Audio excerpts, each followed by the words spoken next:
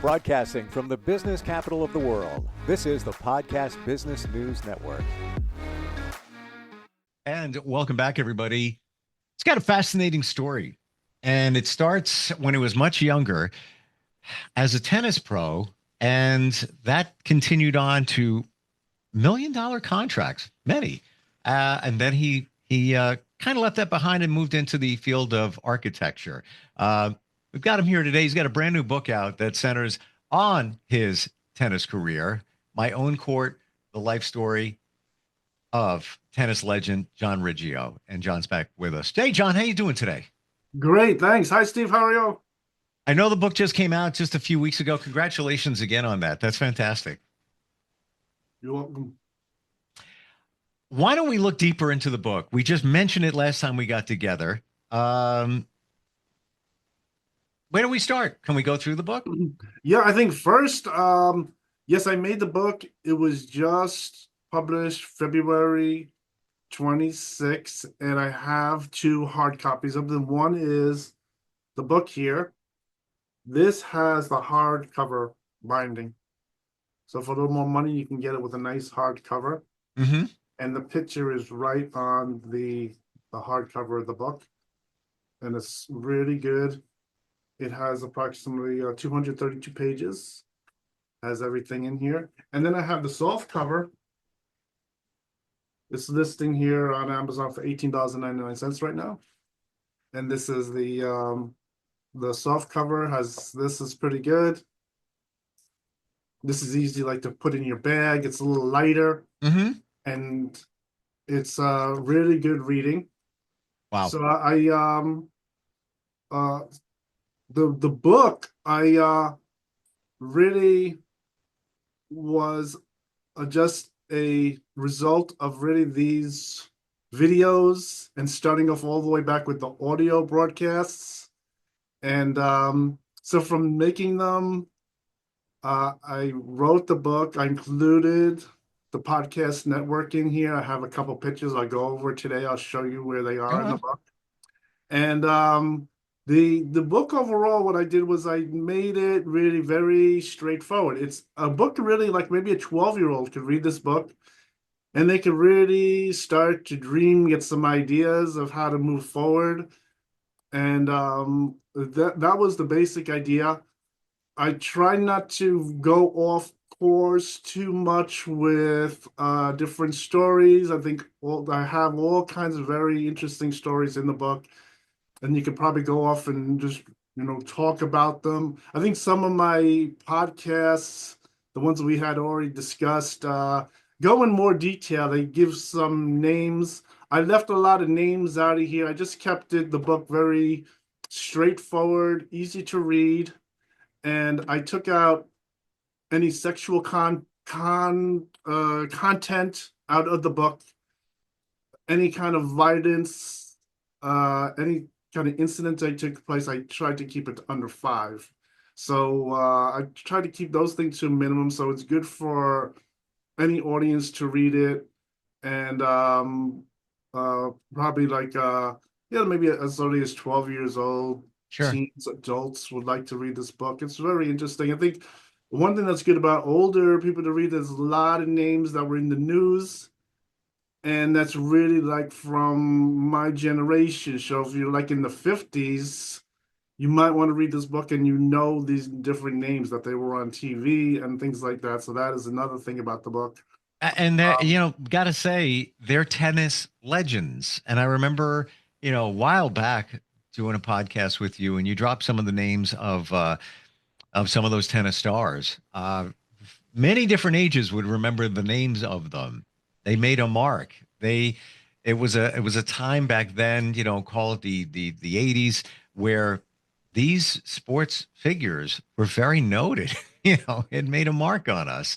And I love the fact that the book is a journey of you from when you were younger. So yeah, certainly somebody in their teens can read it and pull from it that, dreams do come true. You were just messing around playing tennis, and then one step led to another, to contracts and cars and just notoriety and all of that. how does the book begin? Why don't we share that with everybody? Like the starting Sure. point. Okay, so let me share the screen. I Sure. can go to the PDF copy. The PDF copy should come up for sale very soon. First, the soft cover and the hard cover are on there, and now the PDF copy of the book should come up. And then also with the PDF copy, there are some other things I'm going to have.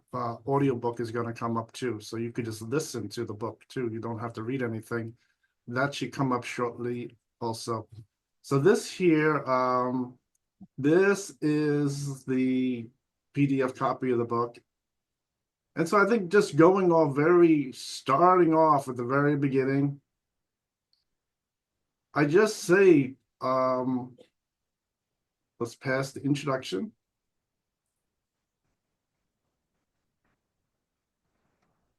And let's go here. Okay, so really what it does is this is starts off when I was very young. I explains the background of my family. And I think I described a little more of the background of my parents and my grandparents, even my great grandparents, because of the situation that took place with the prince and the knighting and everything. So I gave them a little extra information on here so you could piece it together. And it doesn't really go off too much of my story. It just gives a few different things about my parents. Hmm. Oh, Some, wait a minute. Hold on a second there. Scroll back. Hold. This is so funny. We got one more. Yes. Port Jefferson. yeah, oh, that was really my mother and her parents. They used to have a summer home out in Port Jefferson. That's where I'm from. Yes, they used to go there in the summer a lot of Wow. times, and then in the colder months, they always used to go there on the weekend. So that's just one thing. Wow. That was It's very, funny the way things connect, though. I mean, that's, and by the way, for everybody that might be listening and not looking, that we're talking about Port Jefferson, Long Island, New York. I just saw the name pass by as you were scrolling. I'm like, wait a minute. Looks familiar.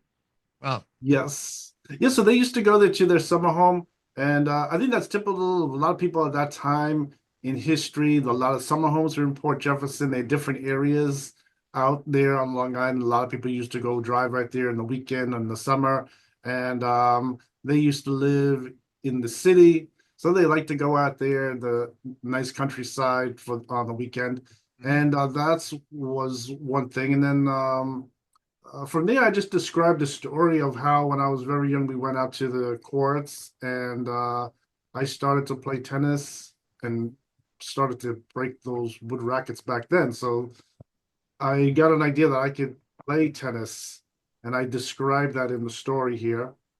And I just go through some things like that. This is some basic history of just ordinary things. This is showing my great grandparents far away. This is some stories of that there. And this I have some very nice interesting stories as I'm growing up that I ended up breaking all the rackets that I had at home, and I started to glue them together to fix them. Some of them, the strings are broken. I'd broken the strings, so I learned how to take the strings, piece them together through the holes, and make a little knot. And the rackets were still usable after I glued them together and pulled the strings back together. They were still usable, and that is one piece of story. I put some names in here, and then one particular racket that I remember was these. They had these two rackets. One was for a guy, one was for a girl. So the guy was Marty Risen, and he had his photograph on the racket. So when I was young and my parents were saying that I could play pro tennis, they could tell that I used to look at these rackets and think, that I'm gonna grow up, I'm gonna try to see if I can get a racket with my name on it and things like that. And that was pretty good. This is also I'd give some background of how my family used to work back there growing up, which is probably typical for most people.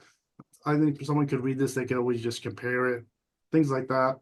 And just my schedule of waking up early, getting involved with all these different things like the Boy Scouts and things like that. And there's most people like that.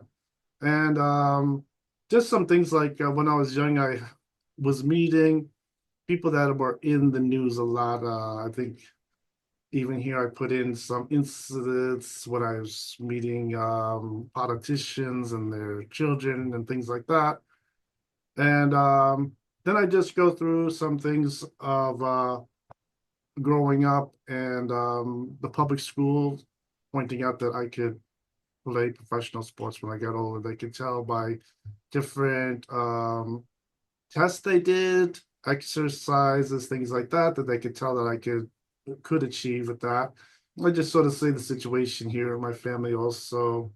Um, then I just go through some basic things of that as I was growing up, of course, my father had passed away, and then led to that Prince racket. And the Prince racket bent the Prince racket, and then the pro shop of Patrick Mulrooney picked up me as a prospective pro, and I was signed on, and that's what really started it. So this is how this started. And I go through some just interesting things in my younger history, which is always good to read about. It's fun stories. And then I go here is how I started to develop. I started to make the tennis club so I could really get into playing pro tennis. And this is when I was introduced to Anthony Cambrian. This is when it really started to happen, when I signed on and with the U.S. Tennis Center, and really started to get into playing pro mats, is going through the different levels. And I described how I started to play and had to try to push to play better and better, starting off just at 50% and trying to move up to 75% and trying to get better and better to play. This is like just a picture of the courts where I lived. And this picture isn't an original photograph, it's just from recent times. Mhm. But these courts and the buildings look about the same. They aren't that different. And this is sort of where we used to play. And from here, just go on different stories, school stories, making Yeah. friends with tennis, taking on the name Jack Racket at the time, and then meeting my new girlfriend Delilah, and then with the where she was the ice skater there. I have all kinds of stories, and a lot of interesting, fun stories in here. I try to keep any bad stories to a minimum. I did keep a few bad stories so they get the idea some things were happening, and they someone could always learn from those different stories and things like that. So I was just going through here, and this here showing all kinds of different friends that were expanding. They liked my tennis, and I just explained some things about also playing with friends at home, neighborhood Mhm. sports, and how that was also very good to keep in shape and keep all kinds of different skills going. So that was good, and I have this in the book. And then I talk about some academic things. I used to like to read a lot. I used to do things like in the public library when I was young with the reading club. Was once number one in the reading club, and things like that were important. And I think some of these things also I start to talk about how they school was also suggesting different careers. One was, of course, the architect career, and then I was exposed to a couple of things. One was computers, and the other one was aviation with piloting an airplane. So I those three are really all I keep it to, and I discuss those in the book sometimes. One of them was also when I was playing with Top Pro Group, something opened up where I found out the other players were also piloting airplanes. So Wow. I have a whole story of how I was at the airport and I look over and I see the other pro players piloting an airplane also. So that was really very interesting. And so this here, then I talked about some things that was in excellent shape, and I put my actual measurements here of my health. I was 149 pounds. Uh, my blood pressure was 114 over 74, pulse 70, hearing 15, 15, vision 520, Wow. 3% body fat, and very low cholesterol is 511. So that made me number one in that classification with my doctor, and I just put it on there. You So know, I have to tell you, John, it's really cool seeing you share those things.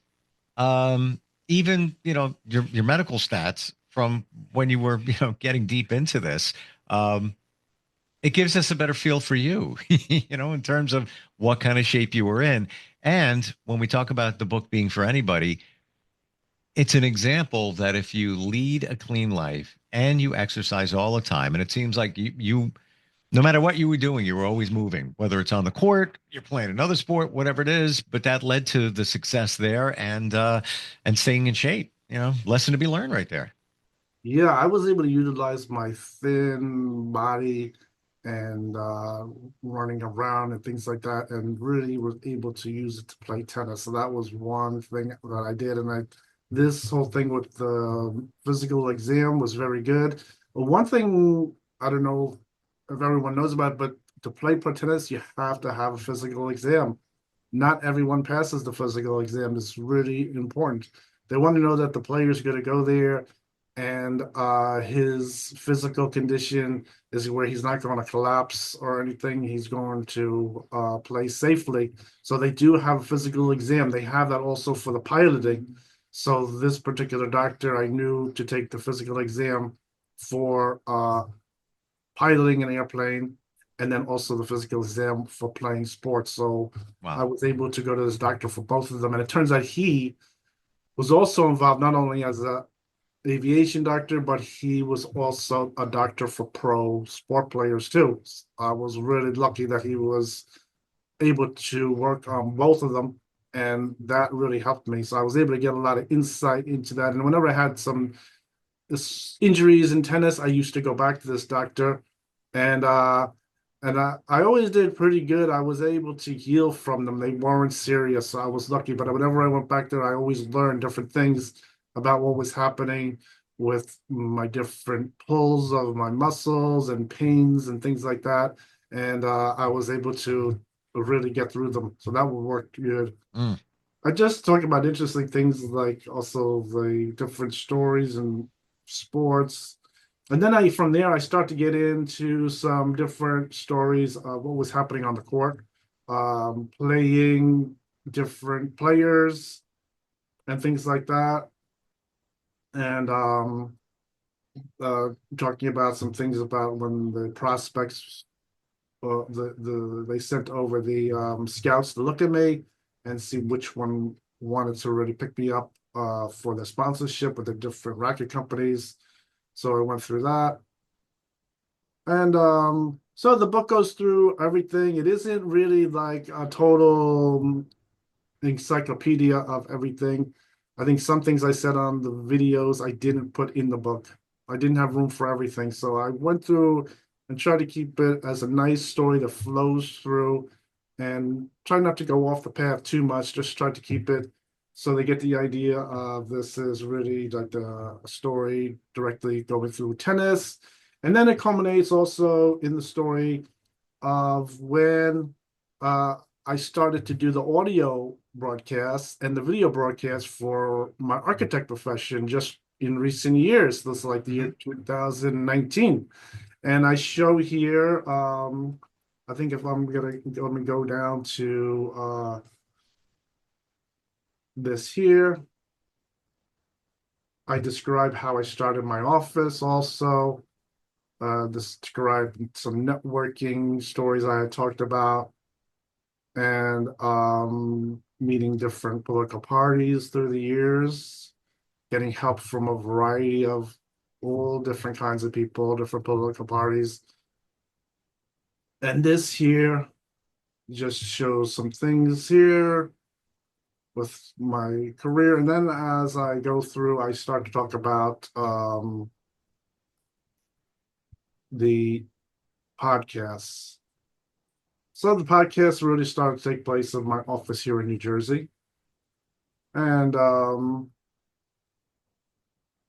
Wow. and this is one thing that's from the podcast here is Billboard in Manhattan. So I have the snapshot here of my picture here in Times Square. Amazing. And Amazing journey going from tennis to architecture and everything else. yes, then here just shows some things of returning to playing tennis. And then we see some of the videos from the podcast. I have a couple pictures here. And this is just some pictures playing on the courts here. Oh, Sure. okay, here we are. So this is showing the one podcast here. I think before I show the podcast, I also described some basic things of what I've been doing, teaching tennis locally in recent years. And I just show some pictures here of the podcast we've been making. And this shows here, and here we are. This is the in-studio broadcast. Ah, yes, I remember that we did that together. Yes. So I think that this worked really good. And I described that whole thing about how the podcast really brought my memory back. And really, while I was writing this book, I didn't have like a year to write the whole book. I was just doing it in a short time. And as I was writing the book, more memories were coming back. And I think the last few chapters, I had just really started to remember from my last few sponsors. And from that, I added that to the book. So that was really good. I think and then I have here just in He looks familiar. Who Tokyo, is that? Japan. Oh, yes, this is Shiji Nishio. This is my sponsor. He was a tennis administrator. And when he was younger, he was also a pro tennis player in Japan. Oh, wow. And yeah, so I went there, and this is the picture of when I was able to meet them. This was on a very hot summer afternoon. And so it was pretty good. So I just was able to take that nice picture there, and this going through the different pictures here. Then I just have a quick conclusion to the book, also just going through. And then at the end of the book, I have just the tournaments. So if people watch TV and they can't put together what's going on with the tournaments, I put this together. And this is because I was able to play to the top of the tournaments. I was able to play through them. And I describe really playing what's going on from level 5.5. And level 5.5 is usually called the national tournament level. And I describe that. And then from there, I just give a standard list of Oh, wow. I love my that. Your tennis alias names. Yes. And I remember you had mentioned some of those in previous podcasts, John Strong, Beastman, and of course, Jack Rackett, who you mentioned before. We're out of time, but just to remind everybody, the reason that they gave you aliases, why was that done? that is required like a stage name. It's supposed to keep me safe and so people can't know where I live or what Wow. I'm doing, or maybe go after my finances. So I think originally it was meant for safety, very similar to an actor's stage name. It also was supposed to get rid of different things like prejudices of people's names. The idea Sure. was to just have a name like Jack Rackett, and they wouldn't know what country I'm from, Right. things like that. That was what I was told when I first started, and my first official name was Jack Rackett. That was formulated in the book. I go through some names that I had already proposed, and I think from the list I have there are even more of them. I had proposed so many names, so many different phone calls that my coach had to make. I remember one name was even approved for 1 week, and then they called me and they said, no, it's not approved anymore. They decided to call me back. And so it was unbelievable. The name Jack Racket was one that was first approved. and I was using it in public for a while. So I think the name Jack record very possibly, if it went ahead, would require more paperwork, like to legalize it, use it legally, like say an actor or actress, and that is what was happening. Yeah. Are we still on the share screen? We had to take it down because we're out of time. Oh, Yeah. okay. All right.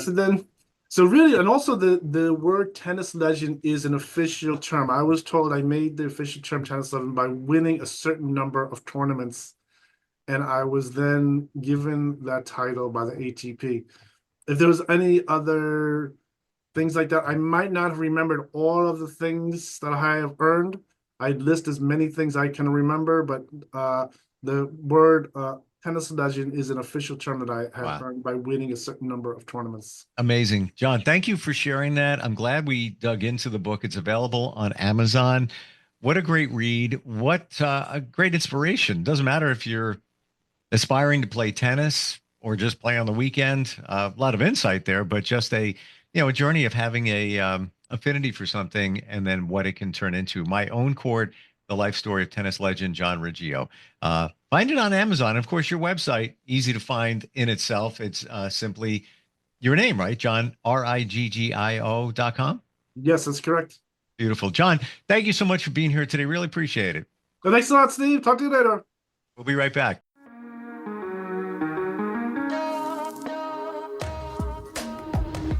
Broadcasting from the business capital of the world, this is the Podcast Business News Network.